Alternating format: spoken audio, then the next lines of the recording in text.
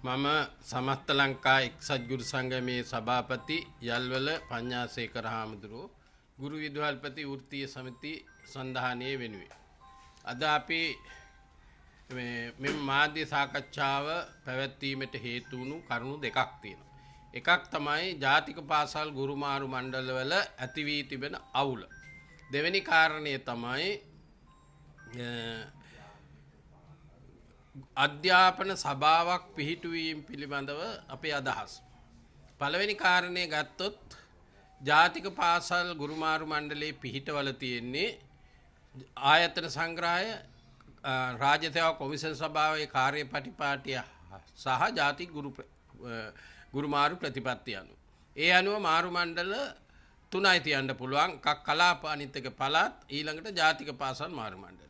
නමුත් කාර්ය හා කර්තව්‍යයන් සඳහා මේ වසරේ පසුගිය වසරේ ප්‍රමාදකීම හේතු කොටගෙන පැහැදිලිවම ජාතික පාසල් ගුරුමාරු අධ්‍යක්ෂකවරියගේ අත්නෝමතික ක්‍රියා නිසා මේ මේ සැප්තැම්බර් වෙනකන් ගිය අවුරුද්දේ මාරුවෙන් කළා.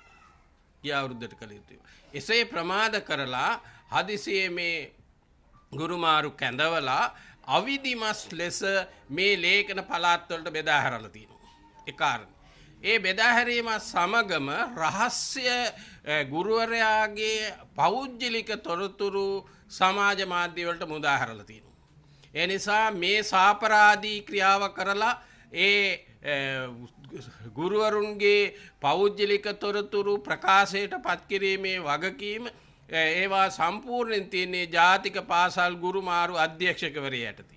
පළවෙනි කාරණය ඒ පිළිබඳව වහාම පරීක්ෂණයක් කළ යුතුයි ජාතික පාසල් ගුරුමාරු අධ්‍යක්ෂකවරිය පිළිබඳව. ඇය අත්නෝමතිකව මේ කටයුතු කිරීම. දෙවෙනි එක පළාත් වලට බෙදලා ඉතාමත් මේ ඉක්මනින් මේ කිරීම සඳහා පළාත් බලධාරීන්ට බලපෑම් කළා. ඒ අනුව අද දින මධ්‍යම පළාත් ජාතික පාසල් ගුරු යෝජනා මණ්ඩලයත් උතුරු පළාත් ජාතික පාසල් ගුරුමාරු යෝජනා මණ්ඩලයක් කියලා ඒ දෙක රැස් කරලා තියෙනවා. මේ රැස් කරනවත් එක්කම රැස් කරලා කැඳවල ලියුම් දීලා ඔක්කොම කරලා ඊයේ මධ්‍යම රාත්‍රියේ දුරකථන මගින් එම නියෝජිතයින්ට දැනුම් දෙනවා මේක අවලංගු කරා කියලා. අපිට මේ පිළිබඳ අවිධිමත් භාවය විතරක් නෙවෙයි මේ පිළිබඳ සැකයකුත් මතු වෙනවා. මධ්‍යම රාත්‍රි මේකෙන් පැහැදිලි වෙන්නේ ගුරුමාරු තොරතුරු පිට වෙනවා. ඒ වගේම ගුරුමාරු මේ මණ්ඩල වහම කැඳවෙනවා අහෝසි කරනවා. ඇයි මේ වගේ ක්‍රියාවන් සිද්ධ කරේ? ඒ නිසා අවිධිමත් ගුරුවරුන් අගතියට පත් කිරීම සඳහා කරන ලද මේ අසත්‍ය ඒ වගේම සැලසුම් සහගත නොවන අපිළිවෙලකට සිද්ධ කරන මේ ගුරුමාරු අධ්‍යක්ෂකට විනය මාර්ගයක් ක්‍රියාමාර්ගයක් ගත යුතුමයි. ඒ සඳහා මේ විදිහේ දිගටම කරගෙන යනවා නම් අත්නෝමතික. ඊළඟ කාරණය තමයි එහෙම වෙනසක් කරනවා නම් වහාම අදාළ වෘත්තීය සමිති කැඳවලා ඒගොල්ලෝ දැනුවත් කරන්න ඕන. එසේ දැනුවත් නොකර අත්නෝමතික විදියට පවත්වනවා වහනවා මේ ඇයි කරේ? ඒ නිසා ඒක වහාම මේවා නිවැරදි කළ යුතුයි. ඒ ගුරුමාරු අධ්‍යක්ෂක පිළිබඳව වහාම විනය පරීක්ෂණයක් පැවැත්විය යුතුයි. දෙවෙනි කාරණය අධ්‍යාපන ශාස්ත්‍රයට අධ්‍යාපන සභාවක් පිහිටවන කතන්දරයක් යනවා මේ දවස්වල. ඒ පිළිබඳව වාර්තාකුත් දෙනවා.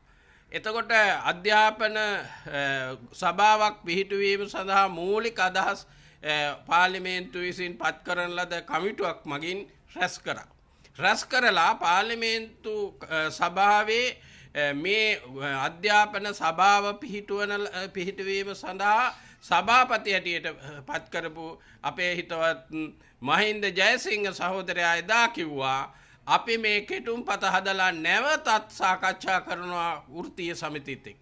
එසේ නොකර අගමැතිනියට බාර දීලා ඔවුන්ගේ සම්මේලනයේ ආශ්‍රිතව මේ කන්නංගරතුමත් පහත් කරලා කන්නංගරතුමාගේ සැලසුම් වලටත් වැඩි එකක් මේ සභාව විසින් ගෙනල්ලා තිනයිකෝ.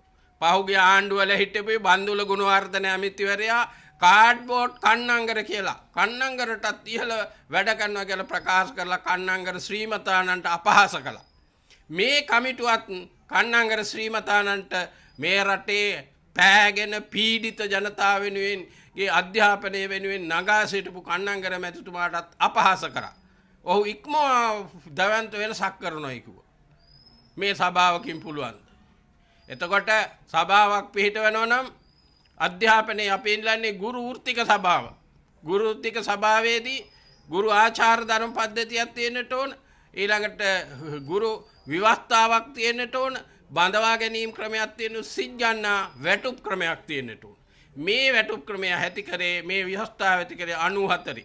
එසා 94 විවස්ථාවට සමගාමීව මේ කාර්යය සිද්ධ කරනවා. හැරෙන්නට දේශපාලනය ඉස්සරහට අරගෙන ගුරුවරු ජනතාව රැවටීම සඳහා මේ ක්‍රියාදාමය කරන්න බෑ. ඒකට අපි විරෝධය පානවා. ඉදිරියේදී ගුරු විදුහල්පති සන්ධානයේ හැටියට මේ කාරණා දෙකට දැඩි වෘත්තීය ක්‍රියාමාර්ගවල නිරත වෙනවා. ස්තුතියි.